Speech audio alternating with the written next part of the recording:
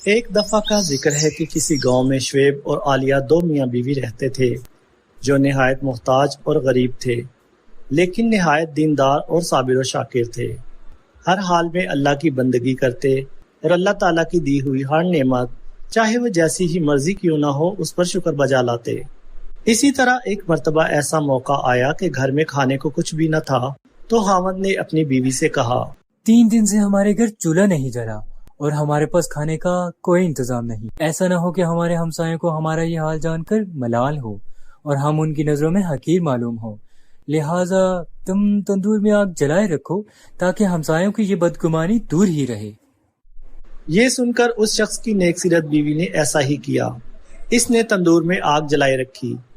پڑوسن تندور سے دھواں اٹھتا دیکھ کر بولی، میں جا کر ایک تو ان کے گھر سے آگ لے کے آتی ہوں، دوسرا ان کا حال احوال بھی پوچھ کے آتی ہوں۔ جیسے ہی پڑوسن تندور کے پاس گئی تو کیا دیکھتی ہے کہ سارا تندور روٹیوں سے بھرا ہوا ہے۔ یہ دیکھ کر پڑوسن نے اس نیک سیرت بیوی کو آواز دی اور کہا، اللہ کی بندی، تم تندور میں روٹیاں لگا کر ایسے بے خبر ہو گئی کہ روٹیوں کی دوبارہ خبر تک نہ لی۔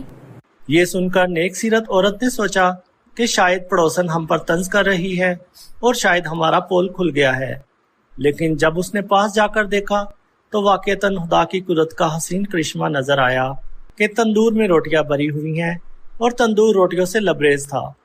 بیوی نے تندور سے روٹیاں نکال کر شوہر کے سامنے لا رکھیں اور خود حیرت میں ڈوبی ہوئی تھی کہ یہ کیا ماجرا ہو گیا۔ یہ دیکھ کر اس عورت کے شوہر نے کہا، اس میں حیرت اور تعجب کی کیا بات ہے؟ اللہ کی ذات تو اس سے زیادہ ہزاروں قدرت رکھتی ہے۔ پھر دونوں میاں بیوی نے خوب پیٹ بھر کر اور شکم سیر ہو کر کھانا کھایا اور کھانا کھانے کے بعد اپنے اللہ کا شکر ادا کیا جس نے انہیں اس کھانے سے نوازا۔ اس عورت نے سوچا کہ میرا شوہر اتنا ایماندار ہے اور اللہ کی ذات پر اتنا بھروسہ رکھتا ہے، یہ سب کچھ اس کی قوت ایمانی کی وجہ سے ہوا ہے۔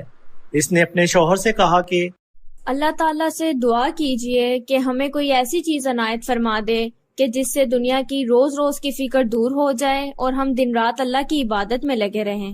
شعیب نے اپنی بیوی سے کہا، وہ ہمارے ہر حال سے واقف ہے اور جو اللہ تعالیٰ کے نزدیک بہتر ہوتا ہے وہ وہی کرتا ہے۔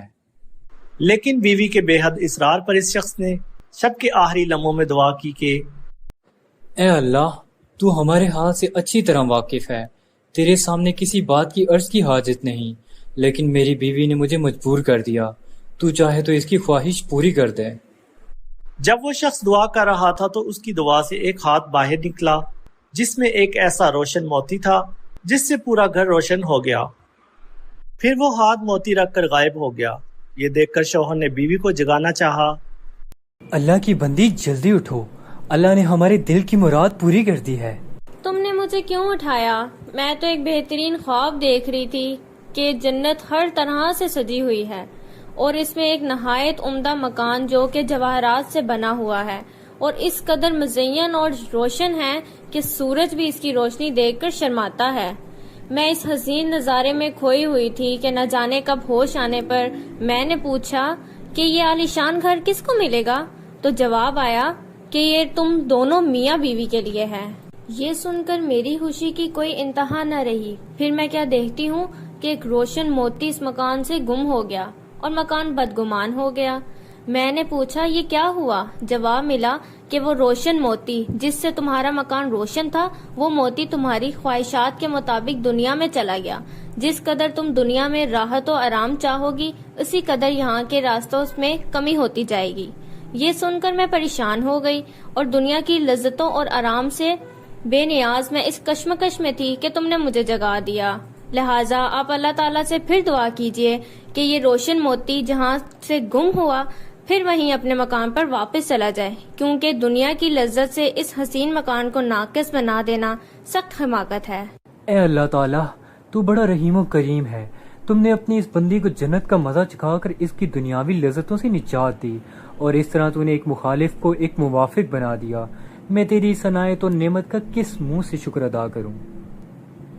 ابھی وہ اللہ تعالیٰ سے دعا مانگ ہی رہا تھا کہ اچانک پھر سے ایک ہاتھ ظاہر ہوا اور روشن موتی کو اٹھا کر پھر سے غائب ہو گیا۔ ناظرین، ہمیں اس کہانی سے یہ سبق ملتا ہے کہ اللہ تعالیٰ اپنے شکر گزار بندوں کو اس کی شکر گزاری کا پھل ضرور عطا کرتا ہے۔ ہمیں چاہیے کہ ہم اس دنیاوی لالچ کی بجائے اپنی آخرت کی زندگی کے لیے دعا کریں کہ اللہ تعالی ہماری فانی دنیا اور زندگی کو بہتر اور روشن کرے۔